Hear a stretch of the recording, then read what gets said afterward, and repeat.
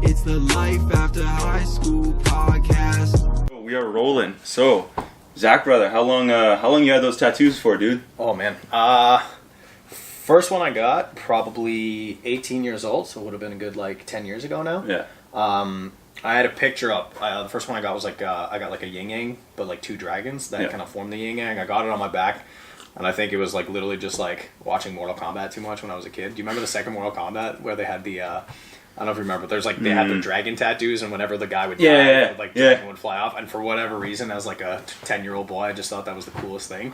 That's it. So I had this picture of two dragons making a yin yang, probably for 6-7 years, where I just kept going back to it, and then I kept telling my parents, I was like, oh, I'm gonna get that when I'm older, because I had an uncle who had a tattoo, but nobody else in my family really did. And then as soon as I turned 18, I went up to the shop and I was just this is what same I want. picture I had held on for years. And then that would have been the first one. Got my second one on my chest probably, I want to say 3 years later. Yeah. And then after that, it was just open season. It was just nice. Whenever I had the money and I had a piece of art that I was I like this, I like the way that looks. It was just let's go. Right on. They look pretty sick. So I was like, man, I gotta ask them. I gotta find out why before we get into it. Yeah, man. I wish I had a cool story behind them all, but there really wasn't. I was just a bit of a nerdy kid, and I was just I'm gonna get dragons. It's better though than some people that I've seen lately where they're oh man, they'll get emotional before they talk about it, and then I'm like, oh, man. I have a buddy of mine. He was he's like, dude, my friends call me Big Grizz, and I was because he referred to himself as Grizz, and I was like, okay. Nobody should call anybody that. Why did they call you that? And he's like, oh, because it's a cool name. I'm gonna get a grizzly bear tattoo when I come back, and I'm gonna get one on my ankle. I was like, you're gonna get a tattoo of a grizzly bear of the nickname you called yourself. Yeah, the name you and two guys in Australia that one time. Yeah, weird flex, but all right. Yeah, man, all right. I was like, if you're gonna do that, I'll pay for half. Yeah, that's and he was like, right on, dude. Right, will you? And I was like, yeah, I never will. Big Grizz. Yeah, it was too funny. But man, I appreciate you coming on the show today. Man, thanks for having me, man. I'm awesome. really stoked. I'm happy. I'm the first one in the new setup, so yeah. Hopefully, it dials in a bit nice, and we can test everything out and see. So I'm excited. But with that, let's get into the thick of it. Take us through kind of your transition from when you left post-secondary school, kind of to how everything came to fruition and where you are now.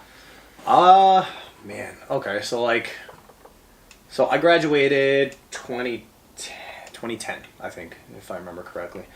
I probably should have been paying more attention, but yeah. Graduated. Didn't really know what I wanted, and I never I always did well in high school, marks. You know what I mean? I was a high 80 average, but I honestly just didn't give a fuck. Yeah. I kind of just got away with it because high school is just most of it is all just memory, right? It's not really about intelligence. It's really just about can you memorize these notes? And I had a decent memory for that kind of thing where I could literally look at stuff the day before, the day of, and then just copy it all down. But then I would forget 90% of it after, right? I just remembered it long enough to be able to score high, and then it was moving on. But with me, it was the only thing that I actually liked in high school or that I actually did consistently or tried at was sports. Right I was not a good. I don't blame you, dude. I was not a good athlete by any means, but I was just I guess just more dedicated than probably a lot of the other guys. Where my mom would usually work late, so let's say I had school would be done at 2:30, practice would end at 4:30. My mom would pick me up till 6 because she was working late. But I didn't even mind half the time because it was I would finish practice, I would stay in the gym, or I would start looking at all these different workouts that just I could do. Around and half the time, dude, no idea what I was doing. No. It was just oh, I saw this guy doing this, or I heard running stairs with ankle weights is a good way to get your vert up. So I just started doing these absolutely ridiculous, completely stupid, nonsensical. I'm sure workouts. It worked in some way To some extent, don't get me wrong, there was some benefit from it because you're 16 years old, full of testosterone. You're just anything you do is gonna have some kind of benefit. Yeah, but that was the only thing that I knew that I enjoyed out of high school. So getting out of high school, I was okay, well fuck it, I'm just gonna do another year, but I'm gonna take a bunch of co-op placements. I basically did I did 2 semesters where I had 3 classes every semester, so I always had one spare, which I would spend in the gym working out or training or doing even just shooting hoops or playing volleyball by myself or some shit. And then the other two out of the other 3 classes were a co-op with a gym teacher or a co-op with a special needs gym teacher. And I was just oh, this is cool. So like when I finished like my returning year, which was basically just like a fluff year for me because I just had no idea what to do, I was like, oh, I'll go in phys ed at like Laurentian. Did 2 years at Laurentian in like the phys ed program, and I absolutely hated it. Really? I hated it, dude. Why? Dude, I was probably the first university student to have an assigned seat in a phys ed class. Okay, because like legit, like I was just. Well, congratulations on the record. Yeah, sir. like I don't know, man. Like Right on. it's not the award I man. wanted. It's not the record I wanted. But, But like, what I'll take. I just like to me like I wanted to go into it because I was like, oh, I enjoy teaching the kids or like doing like because I like taught martial arts before. I had like done a little bit of coaching on the side with like some of the younger students when I did my return year, and I was like, yo, this coaching shit is cool. Like I enjoy this like phys ed thing. Mm-hmm. So going into phys ed, I was expecting like to do That exact thing phys ed. that made you happy. Yeah. And it was literally just like sitting at a desk like learning about like the theory of sport, and I was just. And it's not to like say that that's not important. It just wasn't at all what I wanted or what I was looking for, right? So 2 years into Laurentian, I was just like, yo, fuck this. Like I'm like I literally can't even sit down at my desk or stay awake long enough to even pay attention. So I was just like, I'm out. I ended up switching over to Boreal. Or no, sorry, not Boreal, Cambrian. I switched over to Cambrian. I probably should know that by heart, but switched over to Cambrian. I was going to go to Boreal, but the program that they had at Boreal was a 2-year program, whereas the one at Cambrian was 3 years. So I was like, okay, well, 3 years, it's an advanced diploma, so technically, like, looks better on paper. Right? 100% it does, yeah. And I already had, like, 2 years of university, so a bunch of credits transferred over. Oh, nice. So I went over to Cambrian, really 3 years. essentially got it done in like a year and a half. Let's go. Right? Year and a half, finished it up, did a placement for like 6 months, but at the end of my year and a half, I had been teaching gymnastics throughout, basically from like my first year university, so I had about 4 or 5 years worth of like gymnastics coaching as like just like a side gig, like my like part-time job during school. Nice. And then at the end of that, before I went into like my placement, I got a job, basically personal training over with Steve at Full Tilt Fitness. Nice. So that was kind of just how I got into like more of like the personal training aspect of stuff, because I had done like sports training and athletic training, and I had done like teens and shit, but I'd never done like legit one-on-one stuff with like adults. You know what I mean? Right. So it was like a totally different world. Got into that, did that for a couple years, and then when like Steve was ready to kind of step away and he wanted to do like, he just kind of just didn't have the interest in running that kind of business anymore. He had other goals he wanted to pursue. Like it just kind of worked out well because I just found out I was going to have a kid, so I was just like, well, I needed to take my career further anyways, and this is already what I enjoy doing. Yeah. Basically bought Full Tilt Fitness off of him, along with Andre. I don't know if you have ever he's coming on the show later this week. There you go. Yeah, Dr. Dre. Yeah, so me and Dr. Dre teamed up. Dr. Dre teamed up. We bought Full Tilt Fitness, renamed it into like LVX Fitness Studio, just different brand, different vision type of thing, right? Yeah, start fresh. And then basically after that is when we, afterwards, just over this past year is when I kind of branched out and did my own thing, and then basically merged LVX with Jungle Gym Gymnastics. So now basically the two businesses are kind of merging into one. Nice, yeah. While Congratulations. Still kind of remaining separate entities, but running together at the same time. So nice. Basically trying to create the, like, I call it like a movement studio, where like I want anyone who, of any type of discipline, whether it's like a sport, whether you're a weightlifter, a grappler, maybe you're, maybe you're just like, we have like volleyball players right now that are training with us, or maybe you're just somebody who just wants to like generally stay fit and active. I want there to be like a program for you with like the best quality training that you could find in the city. Nice. Right? Not necessarily like I'm not going to be like a volleyball coach, but I could train a volleyball athlete to be the best athlete that they could be. I'm not going to be like, I'm not an MMA fighter or an MMA coach, but I could help a guy who's in MMA get better at his sport. Right? So that's kind of the idea and like the vision that we're going with. Same with like with Patty kind of jumping in, and we're doing a lot of like athletic training with my other trainer Joe. He's doing a lot of training with like younger kids, as well as like more of that like that like athletic development for those like preteens and teens, right? So it's, and then that's cool. So it's essentially just really trying to create like a hub essentially of movement for like anyone in the city, and then not just for athletes but also for coaches. Like the idea would be eventually that like if you want the best quality coaching that you could find in the city, there would be either, maybe not necessarily out of that space, but I would be able to refer out to different places that would be like, if this is what you're looking for, these are the guys to go see. Yeah, these are the people I recommend. This open up your little black book and then working with them, right? Working with them. Right, you're not just like shipping over clientele, but because at the end of the day, right, it's a weird thing I found with the fitness industry is it's celebrate. They celebrate when employees make X amount of sales, but they don't celebrate when like clients lose X amount or they compete, like to an extent, right? Like, yo, we can share this or we congratulate them with that, but there's no like, oh, like we did it, like this is a common goal we're working towards. How do you find that line of, yes, it's still a business, but how do you separate that and focus on the client without the whole idea of like, I'm here to make money? So with me, it's like I live slightly different in the sense that like I'm very minimalistic.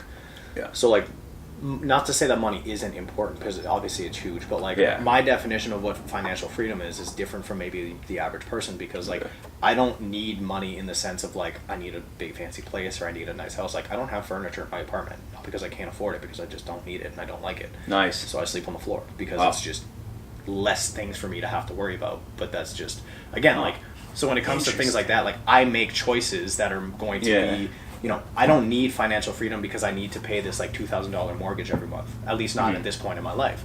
So a lot of the money that I do make can go back into the business, or a lot of the things that or the decisions I make go back towards the main goal right now, which is like, I need money because like I have a daughter that I'm supporting. Yes. So that's like the main priority, but I'm not spending money on big fancy things for myself, or like a nice car, or like, even though like I probably could, it's just not important to me. Like it's not what I really want, and it doesn't truly actually bring me happiness. So when it comes to running the business, it's easier for me to make decisions where it's like, what is best for the client, because I'm not necessarily chasing that bigger payday of like, well, I need this money because I got to pay my mortgage, because it's like, well, if this is going to keep, if this is going to keep this client around for the next 10, 20 years, and then over time, I'll make that money off of that client by giving them a quality service and giving them continued results. I don't need to make this big giant sale right now to be able to, like, you know, to be able to pay all these bills, or to be able to go off on this trip, because it's like, to me right now, it's like, this is what I'm concerned about. This is what brings me joy and happiness, is building this up and becoming a better service provider, essentially, right? Becoming a better trainer, and then also learning from other guys that are better at what they do than what I am, right? So like, again, with Pat, Pat's an amazing weightlifter. Very good. So I love working with Pat because I can learn something from him every time that we train together. Right? And vice versa, I think, is like how our relationship kind of started, was like he could kind of see some of the things that I would do and be like, oh, I see there's value in that. Maybe not necessarily for every one of my clients, but there's value in that for certain people, just like I saw the same with him, right? Right. So again, instead of having to chase this paycheck of like what's going to make the most money immediately right now, it's like what's going to help me provide a better service, and then once I have a better service, the money will come.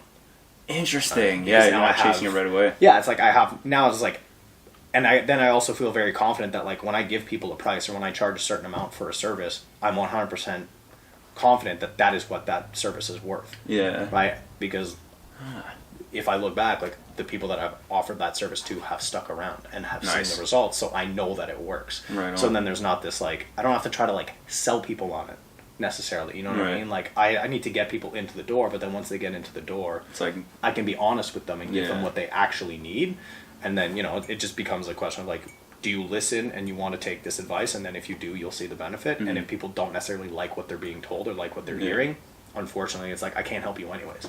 Right. Like I had this conversation with like some of my other trainers, but like personal training is like, it's personal. If I can't make a connection with my client, I can't help you. Right. Yeah. It's like when you try to tell a family member like, you know, any type of advice for like anything in life, right? Anything like, ever. Especially if it's something in your field. Like if I have a family member ask me like, oh, like how do I lose weight, or how, like half the time it's like, you don't have this relationship with me as like a trainer that you trust. You have this relationship of like, I'm your cousin or your nephew, or I'm like your son or your brother. So it's just like, you're not going to listen to my advice half the time, because it's like in your head the relationship is I'm just a family member. Yeah, I'm not providing a service, right? Whereas like I need to build that relationship with a client where they trust me as not just a person, but they trust me like as their trainer, and that comes through practice and giving people the results that they're looking for, or being honest with people so that they have a better expectation of, you know, what to actually expect. And then like I said, as the service gets better, then I'm fully confident that I'll be able to, if I say I can help someone, it's because I know I can help that person. Right. If we build the relationship where they trust me and I give them, you know, the information, I give them the guidance that they need, because I can't do anything for anyone. No, I can just try to nudge them in the right direction, and hopefully I nudge them in the direction that gets them there quicker. Right. But they still need to do the work, right? Like, and I guess that's something that a lot of people kind of are used to nowadays. It seems they look for a very simple solution to a very hard, or not as simple, but easy, because it is simple, right? Yeah. You know, if you're like, oh, work hard. It's simple, right? It's very simple in solution. concept, difficult to execute. Very. I love that. Yeah, very difficult in execution. And I think with that, bring it to the movement side of that. Movement strikes me when people say it. It's same thing, not this bad, but as the word entrepreneur. So, close friends of mine will know this is, like, it kind of rubs me the wrong way because it almost feels like a trendy word, like it's glorified. So, with that and everybody using movement and get fit and get moving, you know, and how important it is, I've talked to a handful of people about how important it is, like experts on it, and I'm wondering what, from your opinion, are some common misconceptions of when people think of movement. So, if that makes sense. Yeah, correct me if I'm like going off and like not exactly what you're like looking to kind of get an answer to, but like I think when it comes to that is like, I think the big issue that a lot of people have in like, I'll call it the fitness industry, but it's a lot of times right now it's becoming like the movement industry. Yeah, that's kind of where people are kind of like, oh, you got to move. The thing is like, what people don't necessarily realize is like, you could switch up your workouts every day if you wanted to, but if you're still always kind of just cycling through the same patterns, you're not really practicing movement. You're just developing a skill of exercise, which is different, right? Like, so you're in jiu-jitsu. Yeah. Okay? So full time. Right? 100%. And there's a lot of movements involved in jiu-jitsu. Yeah. There's huge amounts of movements, right? Like massive amounts of patterns. There's, you know, different, like, you have to adjust on the fly, which is why it's such an interesting sport. Any type of fighting sport is so interesting, and that's what got me interested in the first place. Like that type of combat stuff is very unique because there's that extra element you can't control, which is another person. Yeah. And it's like, you can know how to throw a cross.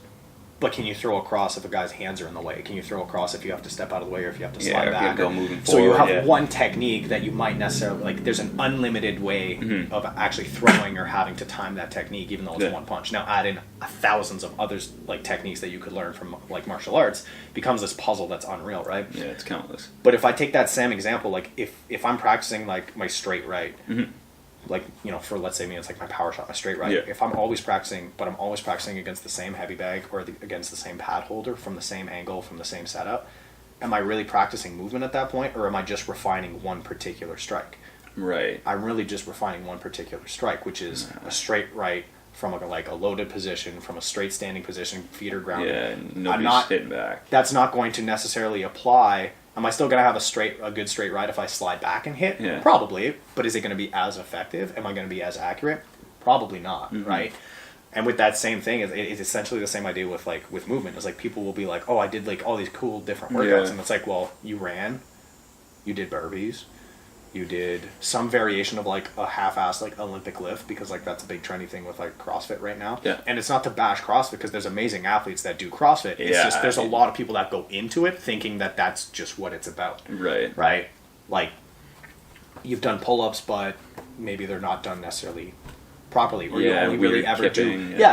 And there's nothing wrong with a kipping pull-up, but if it's the only type of pull-up that you're ever going to work on, right? Like, have you really worked on your movement, or have you just worked on like a base set of skills and patterns that you've refined over time? And even though you switch and you rotate your workouts around, at the end of the day, if I really took account of like what you've done over the past year, you've still done the same pull-ups, the same run, you've done the same movement, maybe the same trail, maybe you've done the same, maybe you increased the weight on certain exercises, but it was the same pattern. So have you really worked on movement, or have you worked on refining a set of skills that is specific to what your goal is? And that's okay, right? Like, for a fighter, is it okay to practice your straight right over and over again? Yeah, you're going to need to throw it. 100%. But if you're trying to be... Especially if it's a weakness. Exactly. Right? But if you're trying to be like an MMA fighter who also needs to learn how to grapple, if you've only ever practiced your straight right, it's not going to help you if your goal is to become a mixed martial artist. It'll help you if you're trying to become a better striker. Yeah. So I think it's kind of like the same, like, not necessarily a misconception, but it's something that people miss a lot, where it's just like, just because you've done different workouts or you did them in a different order doesn't mean that you've practiced a movement. Practicing a movement, or practicing movement in general, is completely switching out of what your element is. So if you're a gymnast, doing some weights is going to be practicing movement, because it's completely different patterns. But if I only did the two, if I only do the two for, there's a point of diminishing return. Right. If I practice gymnastics and weightlifting for so long, after 2-3 years, what am I really learning about my movement pattern that is potentially different? Yeah. Right. So maybe then I have to learn how to throw a kick. Maybe I learn how to throw a punch. Maybe I learn how to roll. Now I'm developing new patterns and new skills. So that's practicing movement, right? It's not just switching between I did the same gymnastics skills and then did the same weightlifting skills, but I upped the weight, so I'm practicing movement. But because I'm moving, you're practicing weightlifting and you're practicing gymnastics. You see what I mean? So it becomes it's very hard to strike a balance. That makes sense. I think the big and it was an issue I did a lot too. It was people try to do all of it at the same time, where then you're actually not improving at anything. Because if you're going to practice jujitsu, if you want to get better at, you were saying you were doing taking someone's back, right? Yeah. You were practicing taking someone's back yesterday. Okay, well, how many times do you have to practice taking someone's back before you get to a point where there's only so many more times there's only so many other things you'll be able to improve about it. Right. Right? Now, you can keep practicing that same take, but you might only get a little bit better. But is that going to be like in an actual fight? Yeah. Is the fact that you practice an extra 100 reps of a back take going to be that much of a difference versus if you practice a different technique? Yeah, and it's more so, I find with that, specifically that example too, it's like you said, we go a few times from this one, okay, we got it comfortable there, switch up to a different position. Yeah. It was kind of turtle from the side, turtle from the other side, turtle from the back, turtle from the front. And we're going how to back take from here. And it's almost situational rolling, we call it, where it's okay, you're on your back, I'm in your closed guard. You have to stand up, sweep, or submit. I have to pass or submit.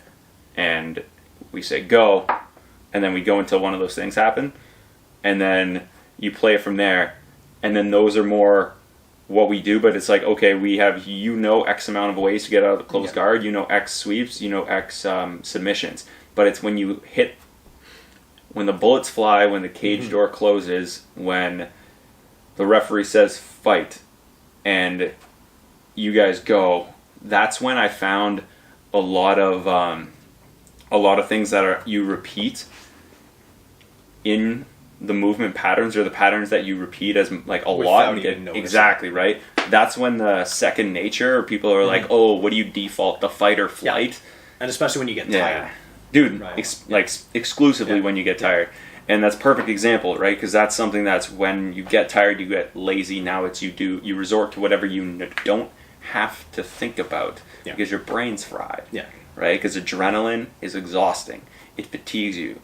And when you're fatigued, like you said, you're tired and brain shuts off. What do I not have to do? How can I be as effective without thinking about anything? Yeah.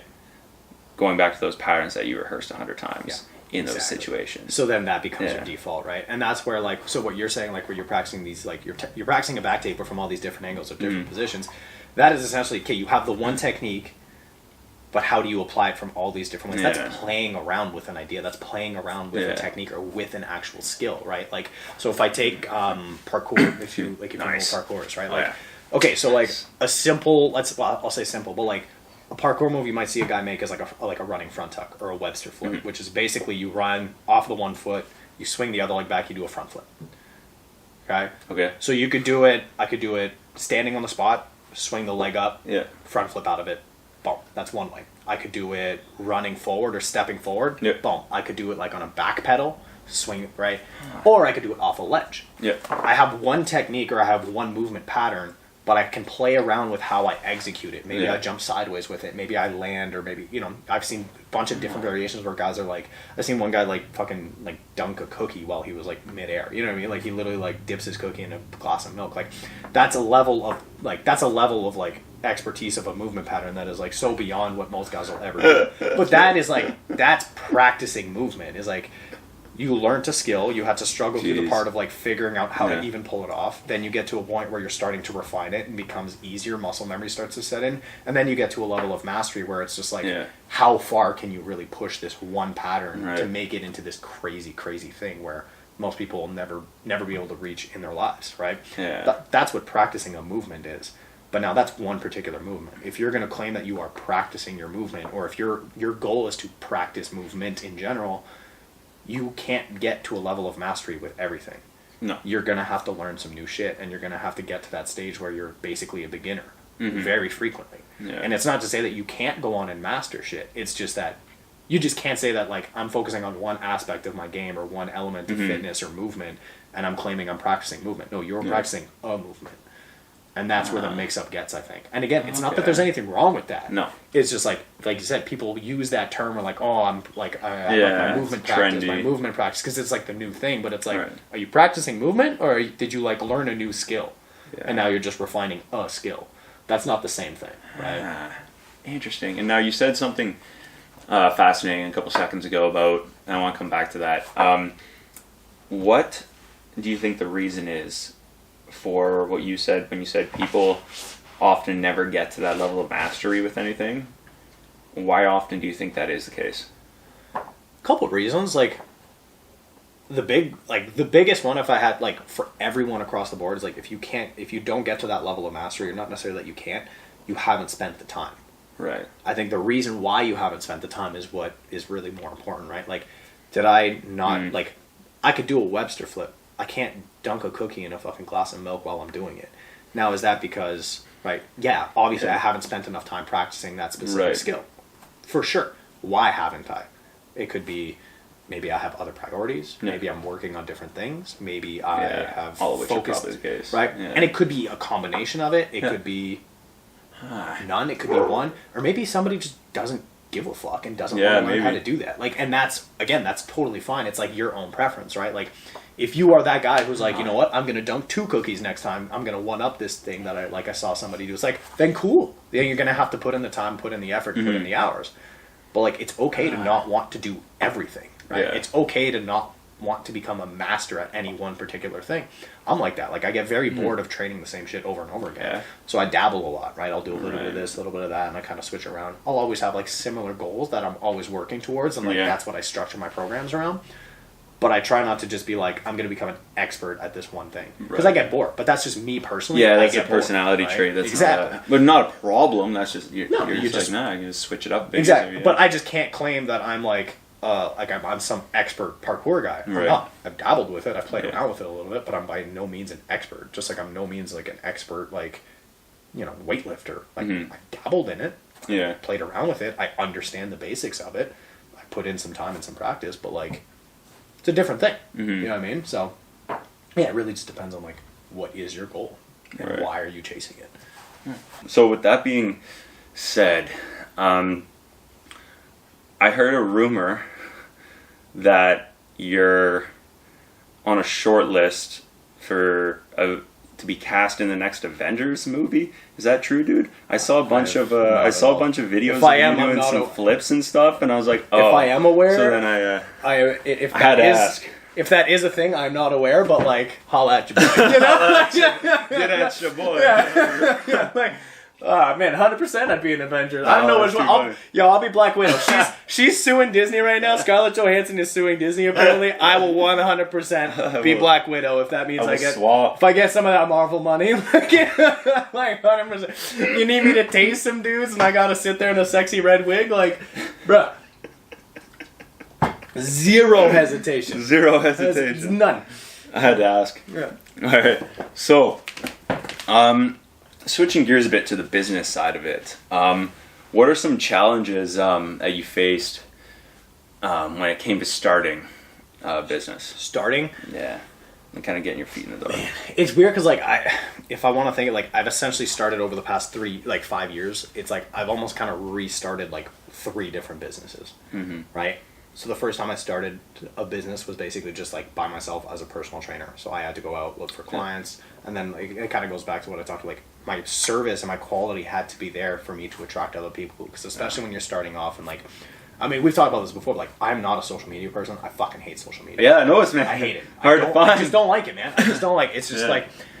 But you're good on it, dude. Like your videos are good. They're funny. They're clever. I have fun, but like it's like you'd be so good at it too. I will make videos for fun and for jokes, but like I don't like scrolling on social media. I don't like posting on social media. I don't like waiting for people's responses or like waiting for likes. It's just like I just have no interest in it, right? And there's also like I know myself enough that like I don't want to end up like falling into this hole where I'm like relying on other people's approval. You know what I mean? It's just like I'm doing my own thing anyways. It's probably smart. I'm happy with what I'm doing right now. I don't need all this external validation. That's why like, you know, like I just don't like social media. It's like that's why I haven't used them. Yeah. It's just like I'm good doing this shit. I don't need these other distractions. I'm already distracted enough, man. I'm ADD as fuck. You know what I mean? Like I don't need 3 other like social medias to be like, do people like me? Are people liking my video? Are they commenting? Like, why is last week this many? Yeah, I don't. You're right. You know There's what I mean? a rabbit hole you get down. I do what I enjoy, and I'll do it when I want to do it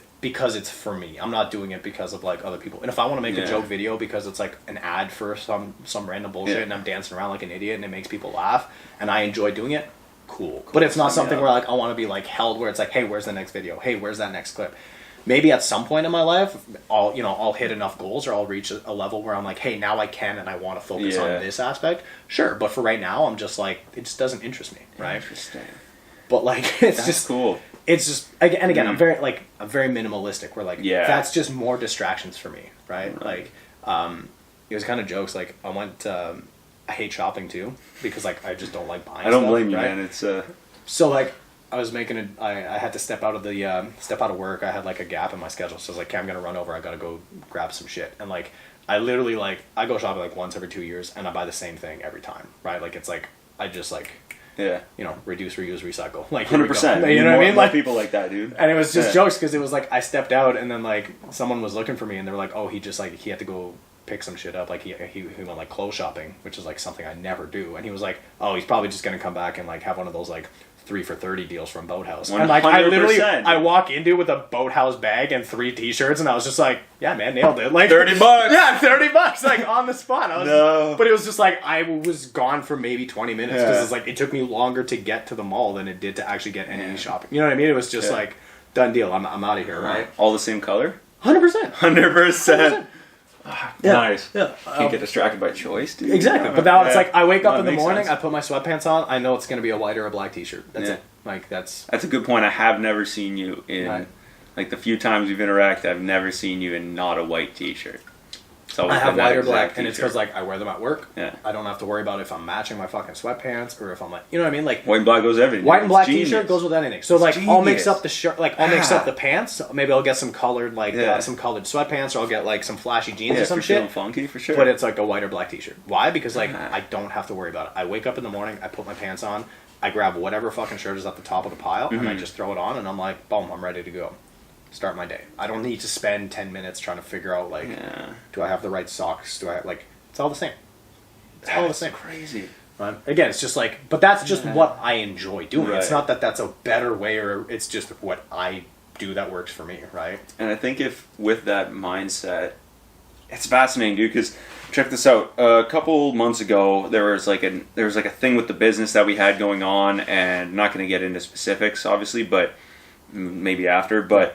Basically, things weren't going ideal for the situation, just with past things we had done or not done. And basically, there was a lot of stress. There was going on. We were doing like finished carpentry, and our heads were just not there, which is not good when you need to be as precise as we need to be for the job we were doing, right? And so with that, I was like, I need a big thing. And I found myself always comparing and, like you said, getting down the rabbit hole of why didn't this person, why are they liking it so late? I deleted Instagram off my phone. I deleted Facebook off my phone. I had TikTok, but I deleted that. But I was just like, this is stupid. Yeah. So I just deleted all of them so I couldn't go down. Kept Snapchat, but I don't use it. It's just for people in Ottawa I talk to. And then I was like, okay, if I get rid of all this, I'm good. 10 minutes after deleting them, I'd go open my social media folder. I'd go open the folder, and I went and I pushed the screen where Instagram was, and it wasn't there. And I was like, what's going on? And then you're like, oh shit. Oh, this is bad. I just opened my phone with the specific, pure instinct, going right here with it, right? Like pure instinct, like you said. And I'm like, can't do that. I've never felt better. Because I don't want like you said, like you can get into a browse space where you're just like, oh man, it's like, well, this person's on this boat doing that with them, and you're just sitting in your living room. How come I didn't get invited? It's like, that's what people. That's what I try to tell people. I'm like, man, like that for mental health specifically. that is huge. And I was like, and I've told people in the past, told my buddy Connor a couple weeks ago, I was like, man, just delete it off your phone. Or if you don't do that, turn off your phone for, there's this really interesting Jewish practice that's 24/6, I think is what they call it. Okay. It's basically... Is that how they make so much money all the time? That might be it. We figured it out. Well, when I tell you, you'll be like, oh yeah. So, excuse me. They do 24/6, where they disconnect from Friday evening to Saturday evening. And by disconnect, they turn off all their phones, everything, no TV, no electronics, nothing. They just kind of spend time with the people that they care about. They don't contact or connect anybody or connect with anybody. Aside from who's right there. Exactly. And so that's kind of the whole process of hearing that when I was listening to this like show a while ago, and I was like, that is fascinating. And it's the guy who like did the study. He's not Jewish, but he did the study, and he said after he did it, he felt, less, because stress is like situational, I think. A lot of it, but anxiety is just, I can come and go. You know, you're running a little behind work, anxiety.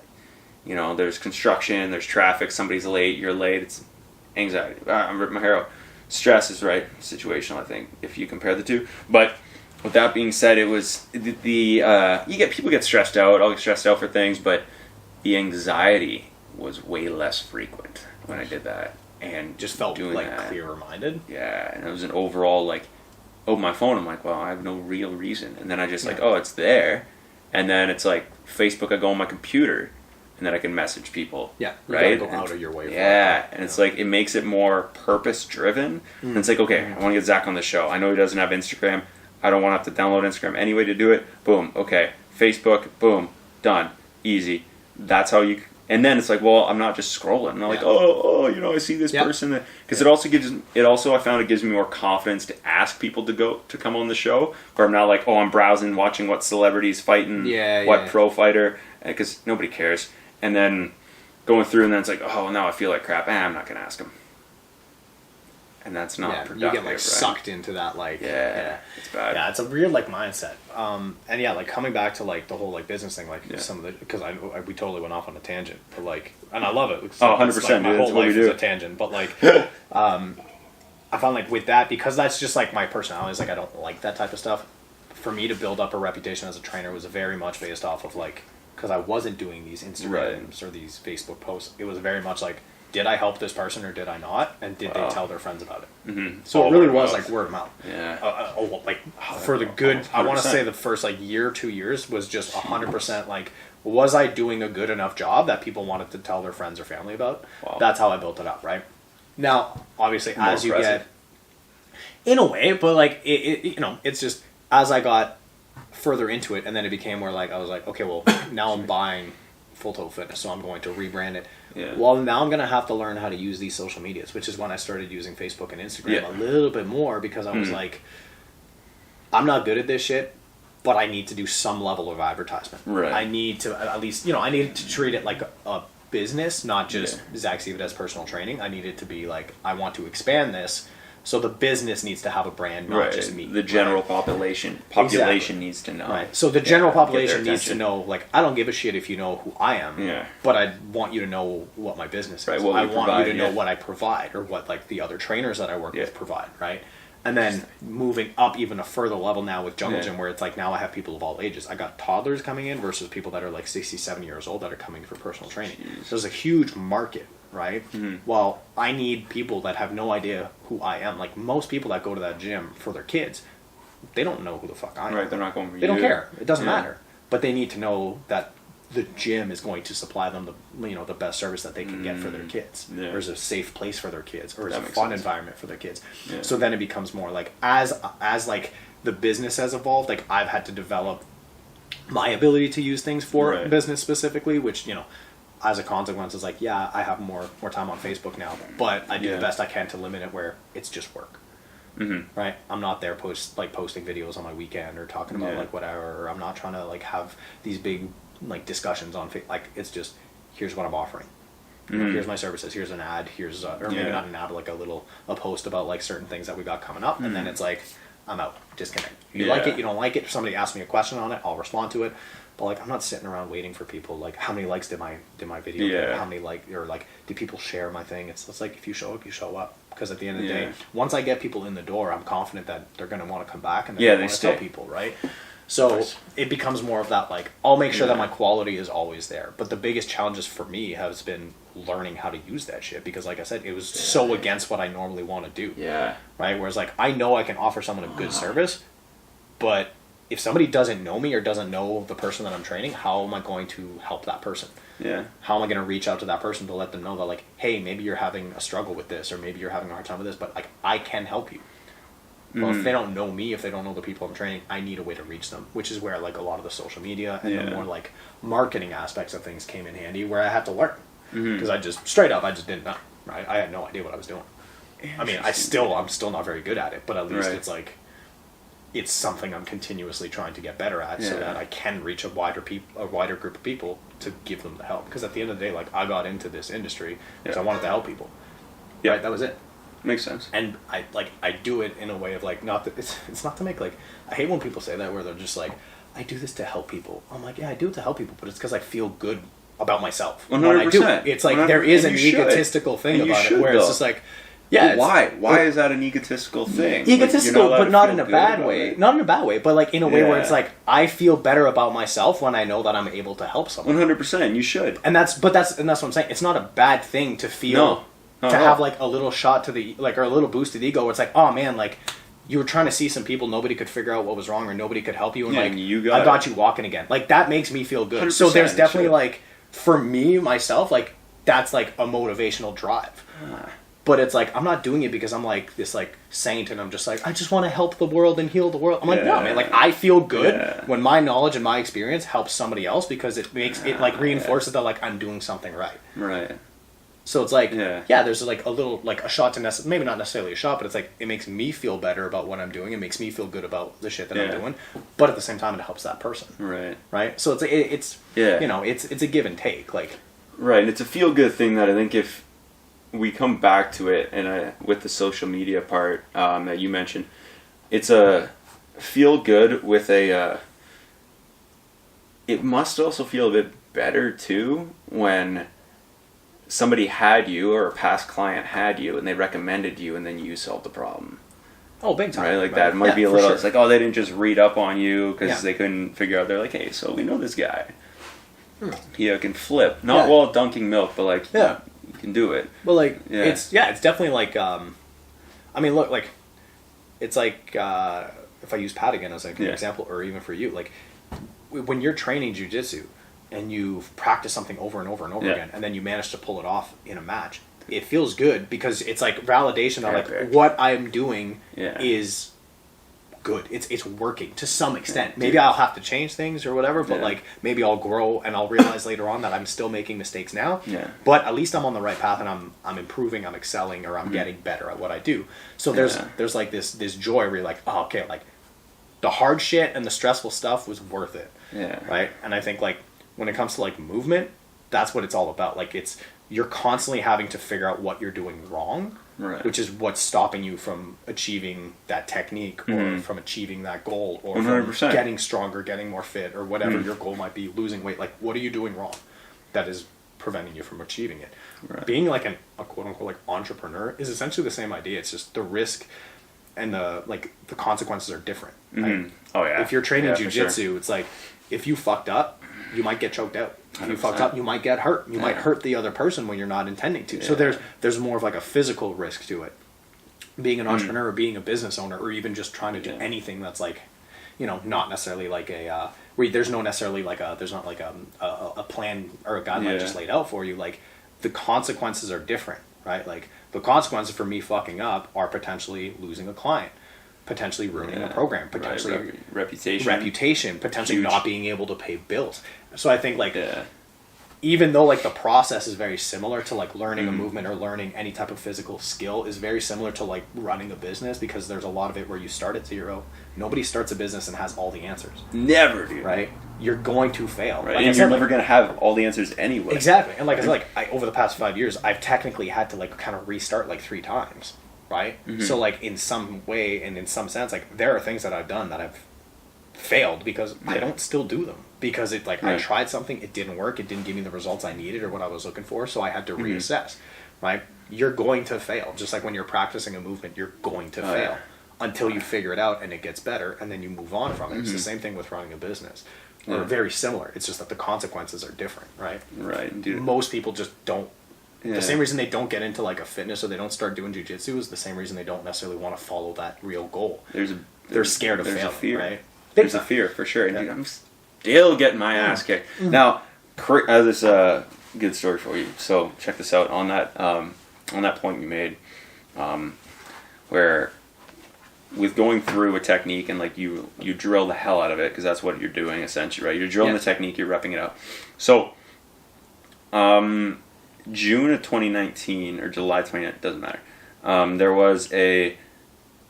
was in a jiu-jitsu tournament. It was in Sudbury, so nice and easy jiu-jitsu tournament.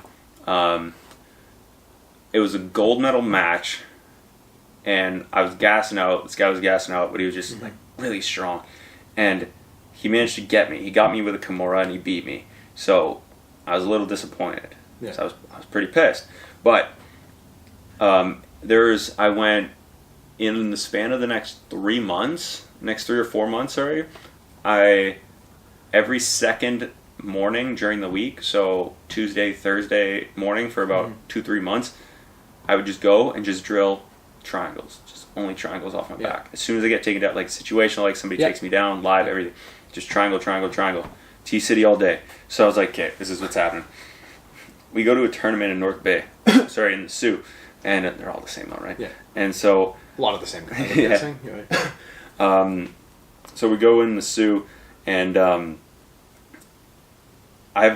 like, okay, they're like, they have the list posted, the order of the matches. I look and I'm like, okay, well, if we're up, crap, I'm up first. So there's a gymnasium packed of people. I'm up first, and there's nobody at the same time. So unfortunately, it was just me again, and I was like, "Oh, who's this guy? This guy looks familiar. Where have I seen before?" It's the guy who beat me for the gold first match of the tournament. This is the guy you already lost to for the but he submitted me, and I was like, I have every reason to lose this. Yeah. We slap hands, bump fists. Ref says fight. We go, and he like goes for a takedown, but I beat him and I pulled guard on him because I knew he's very like they're very like wrestling heavy, and so I was like, okay, but wrestlers have a very hard tendency of going head forward into things, so I was like, okay, I know this. I grabbed his lapel, grabbed his like his wrist on his gi, and I turned my hip sideways. I'm used to people fighting it here because they know what I'm about to. I'm like, oh, he doesn't know. I bump out. I like take my shin. I break his like grip on my hip. Yeah. Whip my leg around, turn my hips, bring his head down into the triangle, and I go under just to turn it. Just like underneath the leg, it's this really weird like manipulation of the angle that just cinches everything up like that. It's so uncomfortable. And yeah, I got him, and I was like in like a minute, I was like, what the fuck? We did it. Just see it like pay off. Everyone like, oh, this is it. And I was like, I had every reason to lose. But the point of that is going back to always trying to improve and drill a skill, know where you can get better, and just keep doing it there, right? Like learning from your mistakes and facing your fear, because it's like, wow, the guy is a win on you already, or like, oh, we did this mistake before, and then you just go from there and you live and learn, I guess. Yeah, it really is, man. Like it's wild how like I take it like even with like some of the younger athletes and stuff, where like if I'm coaching a young kid that maybe doesn't necessarily have all this life experience to be able to understand how to like life's a bitch, man. Like so shit happens that you do not have control over, right? All the time. And like we can get into that later, but like about shit that's happened to me where it's just like I was not ready for that shit at all. Yeah, we'll cut to it next, right? Yeah. But like it's a big thing but like if I can use sport or if I can use training or some type of like practice to help a young kid understand that it takes effort, that they're going to fail, but then also how to keep a better mindset moving forward.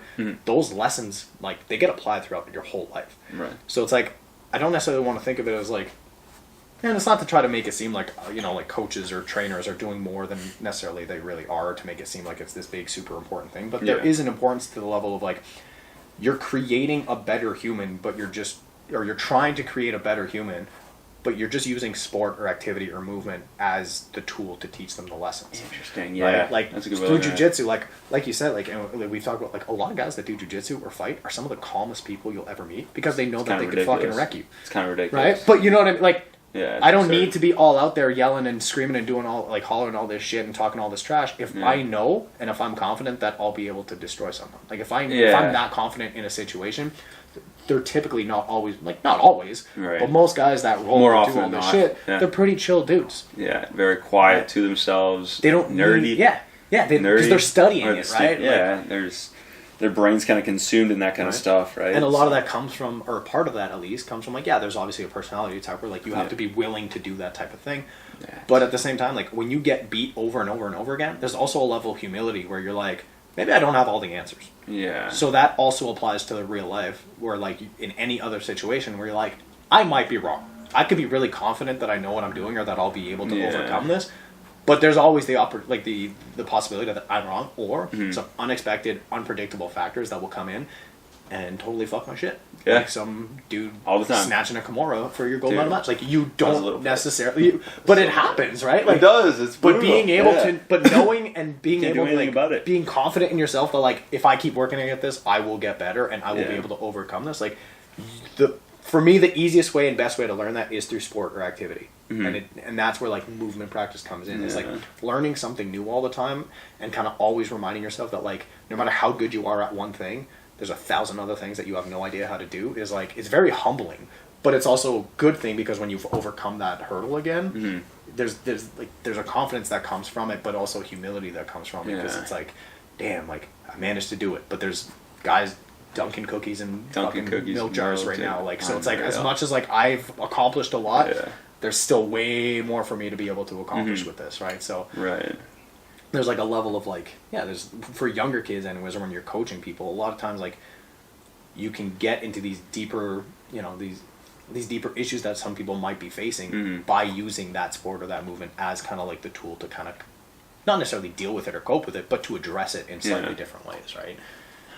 Which is, like, that's the fun part for me, is, like, being able to, like, if I have somebody who, like, I can't make anyone do anything, but if I can nudge them in a direction and then they come back and they're like, man, my whole life feels better. Yeah. And it's because, like, part of it is because I managed to start getting my shit together and, like, I managed to help even just a little bit with that. It's like, man, like, that's it. Mission accomplished. Yeah, like, mission accomplished for right? sure. Now let's set the next goal and let's see if we can get there. Work right? towards so, it.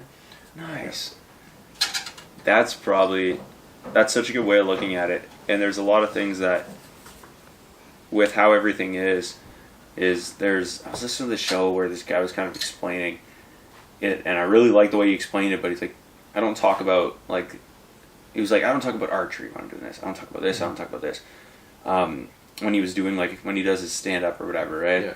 And he said something about, if you're always learning or you're always finding things to be beginners at, you keep yourself humble, you keep that skill, or you keep that ability to learn fresh, because that is a skill, and that's a tool, and you keep that, like, sharp, where you're like, okay, I'm always trying to learn, I'm trying to do this, I'm trying to have, like, more people on the show, different people, trying to, like, understand how people do things, like, different equipment, how different things work, right? And trying to find a way to be a beginner at things, but still try to master the things you want. Like, you can have 50, like, hobbies, do whatever you want, but if you have, like, 2 or 3 things that you're like, okay, these are what I'm going to be good at. Yeah. Excuse me. I think by finding those things and trying to achieve mastery, but then being beginners at a lot of things, makes it so much easier to go through the difficult times in life, as you're mentioning. Huge. Right? And now with that, when you said that, what is an example of something that comes to mind when I say, like, a challenging thing? Like, it's kind of been like, there you go, Zach. Oh, man, like, so, like, I don't know how deep you go, like... Oh, you can go as deep as you want, dude. Like, it's your show. So, when I was, I finished my second year of university. Yeah. Like, I passed everything, but I knew that, like, I was just like, this is not it. Like, I I'm just not feeling it, right? Yeah. So I was like kind of deciding to go to kind of making the switch over to college. That summer, like basically between like me leaving university, like finishing exams, and then like jumping into college at Cameron. So my mom had been dealing with depression for, looking back on it, probably a really, really long time. Yeah. But like at the time, it was 3 months, right? Yeah. Like, so my mom was like, she was a school teacher, and then she eventually became like a principal, which is a fairly like, it's a high stress job, and she was like at like basically like an end of town that was a very rough area, like just a lot of issues where, you know, you've got a lot of people that are struggling themselves, where it was just, she took on a lot of work, right? Yeah. So I got home one night, my mom had been kind of, you know, basically like severely depressed and like out of work, where she was like actually like, for the first time in my life, like my mom didn't go to work, you know what I mean? Like she had never even taken a sick day. Yeah. First time, like 3 months she's been off on like sick leave essentially, right? I get home one day, I get a call from my dad, and he's like, "Hey, I'm just trying to get a hold of your mom. Like, do you want to just like see where she's at and shit, right?" I'm like, "Yeah, cool, whatever." So I like go down and basically try to like look for her phone or like see if there's anyone home, because I like literally just pulled up, right? Get inside, I like, where my parents' room was like, you'd walk into my house, there's like a hallway to the right and then a staircase to the basement. As soon as you got down the staircase to the right is like my parents' room. Mm-hmm. So I like run downstairs, I like open the door. Yeah. I'm like, I'm still on the phone with my dad. I'm like, no, like, she's not here. Like, I don't know what to tell you. He's just like, okay, well, just like, can you see if you just like, if she left a note, or like, because she was supposed to go to like some friend's place for like a fucking Zumba class or some shit, right? Like it was like some random shit. Yeah. Like apparently she really did not want to go to this Zumba class. No. So I walk into my mom's room, and then like when I turn the corner, like my mom had committed suicide, so she was hanging like from her bedroom ceiling. So obviously, like I'm 20 or 21 at the time. Like, and like I had a very sheltered life as a kid, like in the sense where like I had family members that had been going through struggles, but my parents always kind of kept me and my brother out of it, right? Like where it was like there was just like something wrong, but we never addressed it. Like I didn't know what like mental health was. I didn't know what depression was until I saw like my mom getting sick, and then I definitely didn't know what the fuck suicide was until I walked in and my mom was hanging from her ceiling, right? So like that's a huge experience, like especially like I said, being a very sheltered kid where like I didn't drink for the first time until I was like probably like 16 or 17, because I like managed to like sneak out, maybe maybe 16, let's say, right? Like I was an older kid, like I was like let's say like a late bloomer when it came to like life experiences, right? But then it was like I got punched in the face, right away, right? Like right away, right? So it was a big shock. That's a big punch in the face, man. Yeah, so like, you know, not exactly the like I said, she just really didn't want to go to a Zumba class, but who can blame her? But yeah, like it was like, again, like I said, like a really like I was sheltered, so I knew there was something up. I knew there was something like wrong with my mom, where I was like, oh, she's not feeling good. But like even like 8 years ago, mental health wasn't like something people talked about like it is now. Right? No, it's like a lot more at the forefront of what we do. It's a lot more prominent now because a lot more people are suffering from it. Yeah. But like at the time when it happened, I was like, what the fuck is this? Like to me, it was like suicide was something crazy people did. My mom wasn't crazy, right? Like that's how I felt at the time. Was like, oh, like what the fuck is going on, right? Yeah, so like tough to my process. whole world just got shattered essentially, because like everything I thought I understood was like gone. Right now, as you would expect when somebody that close to you kind of passes away. Jeez, dude. Yeah. A lot of people in my family reacted in very different ways. Mm-hmm. And there was a point where like I really had to like distance myself from certain people for my own well-being, where it was just not necessarily like just for my own mental. It was like I was dealing with shit, again, not necessarily in a good way, but the way I dealt with shit was like I kind of just like I got really into my work. I got really into just like training, working out, because it was like essentially it was like I could work out, or I could go get hammered, or do a shit ton of drugs, or like do anything to try to like forget, get out of it, just to get be away, present. right? So it was like I chose exercise. I, you know, for years I still do. Like I wreck my body on a regular basis, right? A part of that is like I've gotten better at it, but like a lot of it is like, you know, it was a way to escape. It was a way. It was like it was total escapism, where it was just like I don't want to fucking have to deal with this shit. So if I'm at the gym with my buddy till fucking 1 o'clock in the morning because we're doing fucking chest presses, like, you know what I mean, I'll take it, right? But then like over time, it's like when you go through that type of shit, and like I said, like my whole world got shattered. I had to distance myself from a lot of people that I was originally close with, just because I didn't like the way they were coping with shit, and I had to cope with shit in my own way. Yeah. So I basically went from being like a super sheltered kid to like I'm on my own. Yeah, and exposed Moved to a out. lot. Yeah. Moved out. I'm gone. Working on my own, trying to pay bills by myself. Like nice. And like 20 is not like you're not young, but like I'm also not like. I was not nearly as mature as I am now. You know what I'm saying? Like I had some shit I had not figured out yet, right? Down. Yeah, like you know what I mean. So like I fucked up a lot. It's not young, but it's not old enough to be like old enough where you could be making those. You're not already doing that. Yeah, you know what I mean. You're like, hey, you have this choice now. I stepped into it because it was you stepped into it because you had to, right? Like shit.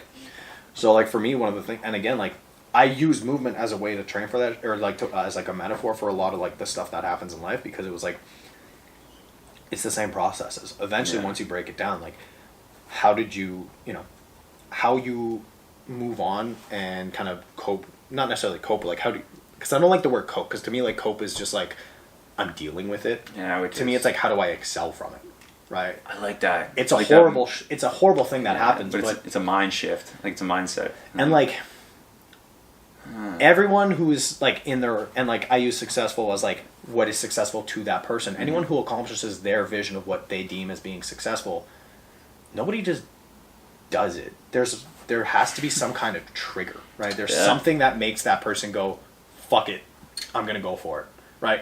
Some people it's like, and it's not like one trauma is better or worse. It's just like everyone has to go through what their personal trauma would be, or their personal like that trigger everybody would needs be, a family right? member to die. But like some people need to go broke. Some people need, for some people, like I know a lot of like, or I know some people that like they have a kid and it just like totally switches their mentality where they're like, I'm gonna really like go for it now because like I want to be the best. Awesome, right? Which is dope. Like that's everyone has their thing. For me personally, that was like the thing where I was like, damn, I gotta figure this out, right? Yeah. But also it was the thing that I used as motivation to be like, well, I gotta get better because like I don't want this to happen. A lot of it was fear. It was like, shit, like if I have, and then like, because now I'm 20 years old, it's like my world gets blown open. Now I'm like, oh shit, there's a lot of people in my family that suffer from like mental health, or that suffer from, more aware of it. More aware of it, but now it's like you look past that and it's like, oh, there's a lot of people in general that are suffering from this, and then I start to recognize it in friends, family, clients, where I'm like, oh man, like there's a lot more people that are struggling, not to that extent, right? But where it's just like there's some real, like everyone kind of has their own things that they have to go through and have to overcome. So for me, it was like the way that I could kind of like overcome it and kind of get to that point was I got to get better, and I got to reach these goals that I have for myself, so that I never feel like I'm inadequate, or that I don't deserve to be here, or that I'm a burden on the people around me, because that was how my mom felt, right? So a lot of it was like fear driven, where it was like there's no fucking way I'm ever going to do that to the people I care about, right?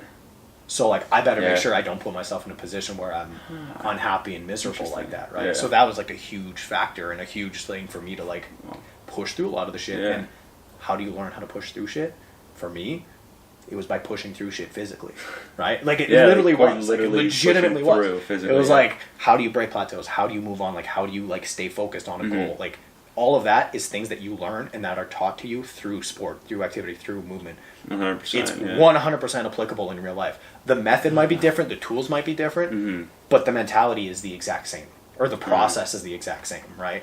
So that's why like a lot of the shit that I try to go through, or like that I try to reach now, is just like I try not to stress too much about it. Like yes, there's stress where like you want to achieve goals, but it's like it can't be it. How many times is that something going to be that much worse than what I've already been through, that I've already overcame? Chances are, and it's like, and if it does. Different. And if it does, and if it might be different, and if it does happen, I feel much better prepared now. 100%. And I'm confident that, horrible things might happen in my life. Yeah. Hopefully they don't. Horrible things might happen to the people that like I'm close to and that I love and care about. But hopefully I have something that I can offer them, or offer myself, that I can grow from it and keep moving forward. Because again, it's not about like, to me, it's like I don't want to cope with shit. I want to excel from it. I want to use that as a way, and maybe the way that you excel completely shifts, right? Like maybe something happens and you're like total 180, like I'm going in this direction with my life now.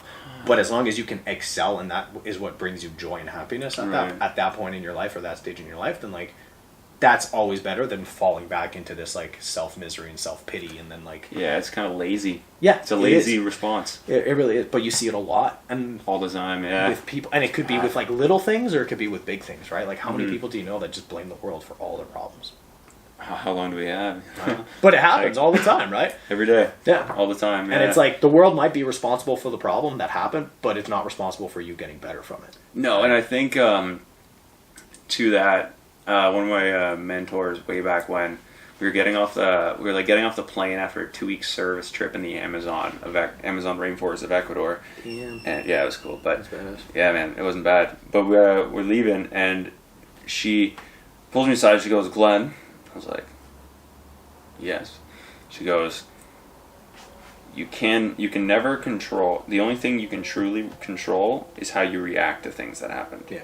That happen around you. Some along those lines, where it's like whatever, you can never really control what happens to you, but you can always, like, you can only really truly control your own behavior, right? Whether that be like how we're acting now, or how we're acting before or after, how like you interact with your family, or how I interact with mine, family, friends, whatever, right? And I think that's an interesting way that you interesting way that you react to things like that. And I'm sure you apply that to not just tragedies, like big things, but I'm sure you do it to like little things. You're like, lost that client. Well, let's achieve these goals faster. Like you switch a bit. And don't worry, like you got to remind yourself all the time too. Yeah. It's not like it's something where like it's just like innate where I'm like I can deal with anything now. It's like no, I fuck up all the time, like all the time. 100%, do like 100 times a day, all the minimum. time. But at least it's like there's some level of ownership where you have to be like, okay, I fucked up, or this shitty thing happened, but it's like, how can I kind of like not just recover from this, but then like grow from it? And it's not always about just like looking at the bright side. Like that's an element of it of like you gotta stay positive, and it's like sometimes you gotta look at the negative and realize what the fuck you did that made it so bad in the first place. Because if you're always just looking at the positive, it's like you're potentially ignoring what is causing this in the first place. Yeah. Because you can't always control what happens to you in life, but some things you can. And sometimes people walk into shit because of the choices that they make repeatedly, where they just like walk into these shitty circumstances, and then it's like, man, my life sucked, and it's like, well, you made fucking like 3 years of bad decisions that led to this. Yeah, it's all you that won't. It's more often than not with the like depressed people in movies and stuff, and then around, it's like they have this chip on their shoulder that like life. Oh, I've not lost, but I've removed friends from my life who that is their attitude. Yeah. Like they have this sense of invincibility, but a chip on their shoulder that the world owes them something because they were dealt a shitty hand or something like that. It's like, well, how do you explain this or how do you explain that? It's like, well, this happened because you did this. Yeah. You chose to do that. You knew better. You did this. You did that. Oh, I feel like crap for it. I'm like, yeah, but you'll do the same thing in 2 years. So, and like, unfortunately, man, it sucks because like one of the best ways that you can help people like that is by actually stepping away, because then at least hopefully, because like we said earlier, like if someone's asking you for advice and they only see you as like their friend or their family member, they're not necessarily listening to your advice. They just want to bitch, right? Right. Which is fine. But then, like, if you're trying to do shit, and if you're trying to move on with your life, and you feel like you're constantly having to, like, not necessarily that you're being dragged down by other people, but if you feel like, I'm trying to reach my goals, or I'm trying to do this shit, and you're constantly just complaining about your own thing, like, sometimes you kind of have to step away, and it doesn't necessarily mean that you drop that person forever, but sometimes you kind of have to distance yourself, and then that person needs to come to the realization that, like, they want to change shit on their own, because you can't do it for them, right? Like you said, like if someone's gonna bitch and complain about the decision they made over and over and over again, telling them that they made a bad choice is not gonna make them like, holy shit, you're right. Like, like, you know what I mean? Like it doesn't. 100%. It's not like it automatically like you say it to them and they're like, there's no light bulb that goes off. I shouldn't be fucking those hookers. Like it's just like you know what I mean? Like they knew they shouldn't have. Like I was married too. Yeah, exactly. Maybe if I wasn't married, I shouldn't have got married. Yeah, that's not the problem.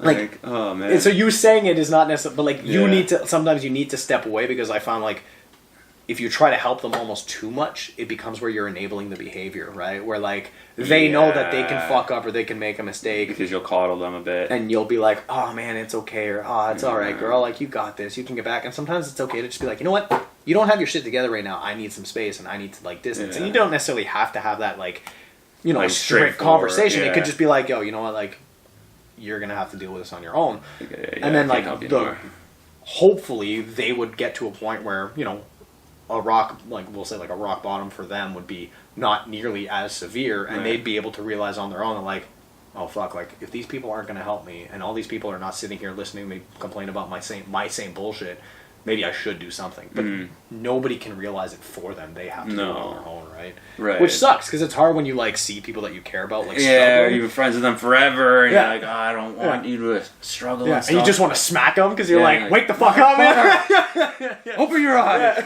God damn it. Yeah. Ah. But like sometimes you have to. A lot. It sucks, but like, it's bad. But there's it's also from their perspective too, and like kind of pulling off of what like my example of that happened was, you're trying, like you said, except from their point of view, you're trying to say like, so we're friends, we're hanging out, right? And you're always trying to achieve shit. Yeah. And I'm going through stuff. There's always that chip on your shoulder. I am that person I just described, right?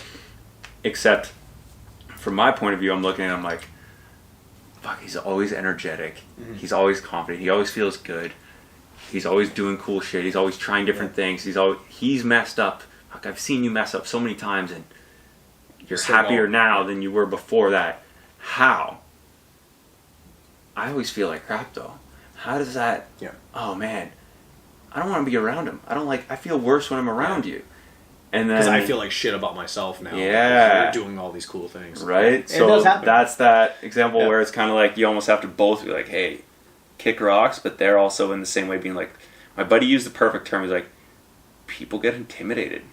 People get intimidated by success. It's the whole like starstruck thing. Like they get intimidated, they're taken out of their element, and you're like, yo, we're all just people breathing, dude. Yeah. It doesn't really matter. And I'm thankful about that. Like just with some people I've had on the show and stuff, and the people I've met in my life, it's very, very, in a bad way. I was talking with my business partner about this week, where he's like, he was telling him how one guy, I told him a really cool Eric Carlson story. How I didn't meet him, but it was just a cool like experience we had, and it was just like at a traffic light, and he pulls up, he says, "What's up?" and then he bails off in his Lambo, and I didn't know who it was until after the fact, and then we were still like, but Buddy was tripping out that he just heard that story. He's like, "Man, that's so cool." He's so, this one time, and I'm like, I don't know. I saw the 9 bobbleheads on your desk. I want to tell you the story, but him and my point where he was like, I don't care. I don't understand this like celebrity aura thing that.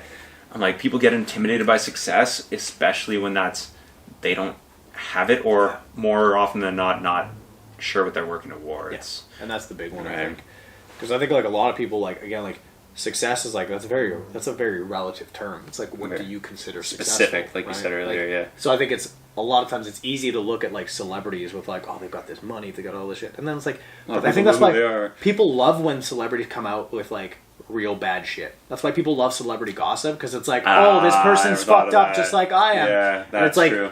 If you don't necessarily know what you value, or if you don't necessarily know what you're really trying to like reach, and again, like, I'm not saying I don't do this either. Like, there are people that I get jealous of, or people that I catch myself hating it's a natural on. Because it's like, oh, fuck that guy. And then I'm like, oh, but he's actually just doing what I want to be doing. So, like, I can't really hate on him. Can't really hate on him. Well, like, these celebrities are like these, like, fucking movie stars or whatever, and it's like, people get so, like, wrapped up in their lives, but then they love when they fail. They love when they fall, and it's like, oh, Britney went crazy. She shaved her head. And it's like, you don't want to be a pop star. Like, what do you... why are you celebrating that? Why are you celebrating? But, like, why did you worship her in the first place? Like... yeah. Like... That's a good point. You know, and, like, now there's this free Britney shit, and I'm like, yo, you guys haven't talked about Britney in years, and now all of a sudden she's going through some shit, or there's, like, it's in the media, and now people are just, like, everyone's like, we got a free Britney! And it's like, that's great. But, like... The only reason, or part of the reason she's in that position is because, like, people put her up on this pedestal. Yeah.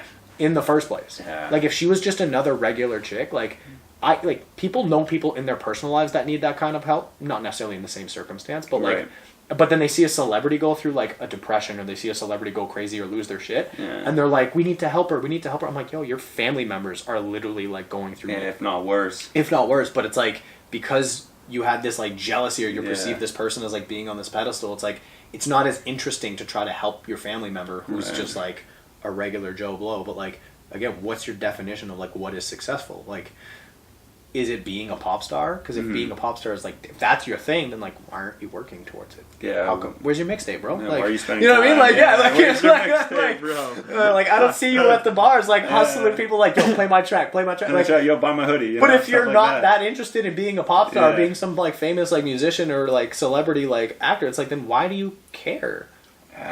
But it's like on the surface, it looks like they have what you want, but it's because you don't really know what you want, right? No, but I think it boils down. I think it's attention. I think there's some form of that, which is why when you say you're not a social media guy, I'm like, that's why I get jealous of Jag really dudes on social media, man. I see these Jag guys on social media, I'm like, man, fuck that guy. And then I'm like, that guy, he's got small legs. Yeah, like exactly. Yeah, it's always just like, every time. look, I could flip. Yeah, and I can flip. I can choke him out. But it's like, why do I care? If he wanted to get big, he wanted to get jacked, like, good for him. He's hitting his goals. He's doing his thing. Like, I have to catch myself and kind of check myself and be like, why am I jealous of this dude? He's doing exactly what he wants. I'm doing exactly what I want to be doing. Like, I have to stop comparing to, like, where he's at in his journey, whereas, like, I am, because they're different. Right, like, and it's a natural thing. 100%. Totally natural. Compare, so as long as, like you said, you're like, you have to check yourself. Yeah. But that's when ego comes in, and then it's like, no, I'm better. I don't even check myself. I know everything. Yeah. All right, well, you haven't failed enough, or you haven't owned up to a lot of things, right? You haven't really learned from that. But switching gears a bit, why you've gone... Explain to me what 5 Cent City is. So you did a speech, right? Yeah. I was intrigued, but I couldn't quite figure it out. So 5 Cent City is, like, what we talk about, like, it's funny because we just talked about putting people on a pedestal. And, like, if there's one person I can say that I have up on a pedestal, it is the organizer and creator of 5 Cent City. So I met Christian through a buddy of mine, Jordan Kilgannon, which I'm sure, you met the one night. We met that one night, yeah. So Jordan has been a really good friend of mine for a long time, and again, another person that I really look up to in a lot of ways, but not in a sense of, like, I don't idolize Jordan. I idolize a lot of the things that he does, and I really look up to a lot of the things that he does with his life and the way that he chooses to live his life. Seems a pretty cool dude. He's a very, very down-to-earth guy, very chill guy, right? But also just a sweetheart. So 5 Cent City, the first time they got, like, basically put together, like, Jordan knew Christian because Jordan's dad used to actually train Christian way back in the day. Nice. So that was kind of like the connection that I had. So I was going to chill with Jordan one night. He was like, "Yeah, I'm just getting I'm getting a treatment done from my buddy Christian." And, like, my initial response was like, "This motherfucker." I was like, "He knows what I do for a living. How come he's not asking me for help?" So immediately I was like, yo, fuck this Christian guy, right? Yeah. And then we walk in the middle of the session, and I'm, like, listening in, kind of, like, from, like, kind of, like, the side eye, and I'm like, the fuck is this guy doing? That's false. That's what I wanted to do. And then this guy's going off, and I'm actually, like, damn, this guy's smart as fuck. Like, you know what I mean? But then I started talking to him, and he's, like, genuinely the most, like, caring and giving person I've ever met. Nice. Like, Christian is. And, like, Jordan is like that a lot too. He's a very caring, very giving person. This was just like a different level of human though, man. Like, I really can't explain it. Like, man. And it was just, and there was also the element of, like, this is the field that I work in. I work in movement. I work in, like, helping people. He was just so much better at it, and he still is so much better at it than I am. Jeez. I couldn't help but be like, man, like, what makes you tick? Like, what are you doing that's so different? But it was like, it was so good. And I've worked with a lot of really, really good people, and, like, worked with a lot of really great therapists and trainers. The way that he approached things and the way that he would, like, the attention and care that he would give to a client was just, like, beyond anything I had ever seen and I have ever up until that point. So when I met them that day, he ended up telling me, he's like, hey, I'm doing this event. Like, I'm originally from Sudbury. I live in Toronto now, but I want to come back and I want to do an event because of a lot of, like, the overdoses that are going on downtown, a lot of the mental health stuff. So it kind of started off as, like, basically it was just, like, this guy I met who, like, happens to be this really chill, really nice, and, like, really smart guy that I was kind of like, yo, I want to work with this guy. Like, this guy's really fucking cool. Like, turns out he's running this event. And at first, like, I was like, oh, I'll help out. Yeah.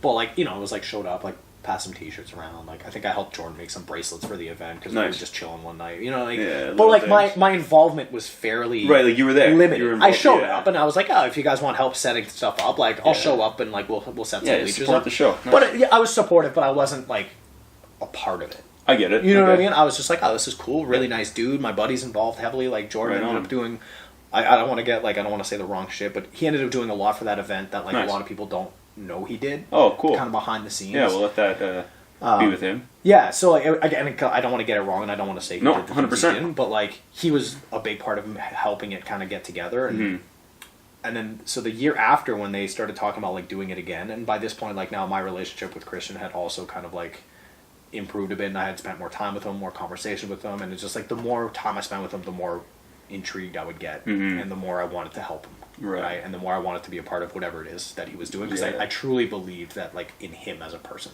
Oh, that's the best.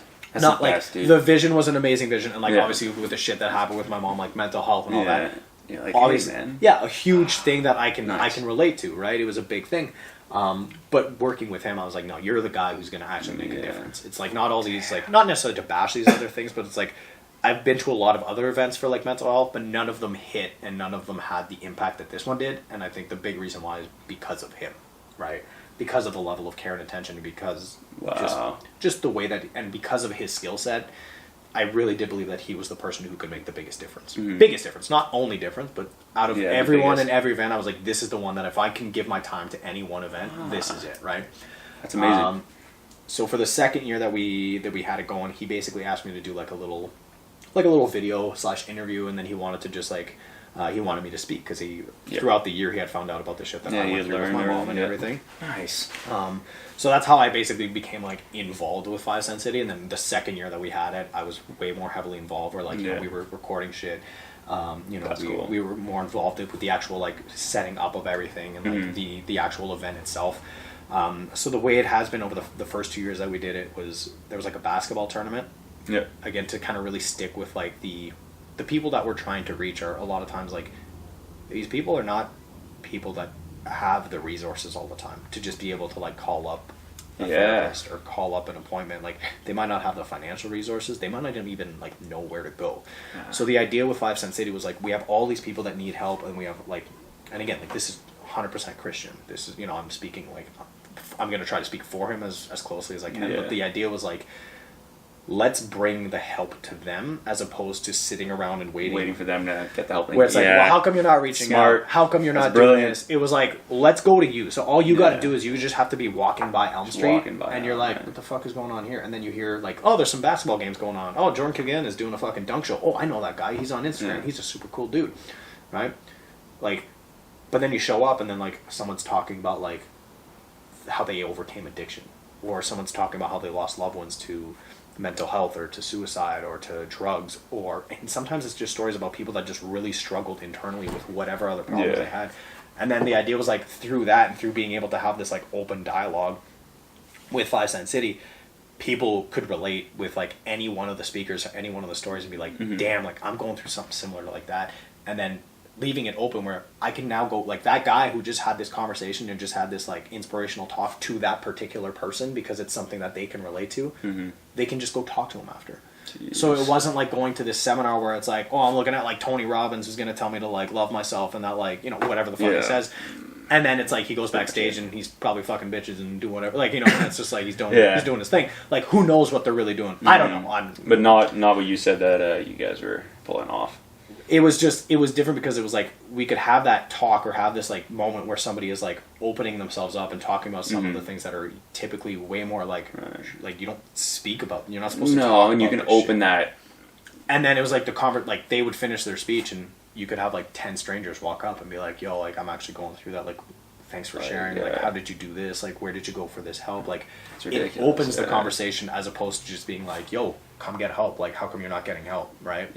Because again, a lot of the people that are struggling either don't want to say anything because they don't want to admit that they're struggling, or they just genuinely have no fucking idea where to go don't know how to open up or how to. And then like I love that concept, and I think that's cool that you guys were able to pull off something where, okay, we speak about an experience and then somebody who can relate now feels connected to you, whether that's subconsciously or consciously, and then they're like, man, I'm drawn to this person, then I'll go up, talk to them, and hey man, if it keeps blood in the good people, that's it. And that was really the idea. And like now, so like we're actually able to bring it back this year now because of all the restrictions are lifting up a little bit and shit, but we're going to basically have our third one, and we have to make it differently. We first 2 years we had like a basketball tournament where that was like kind of like the big draw. It was like, hey, you showed up for the basketball tournament, but then you also got all these other cool speakers and events to kind of do.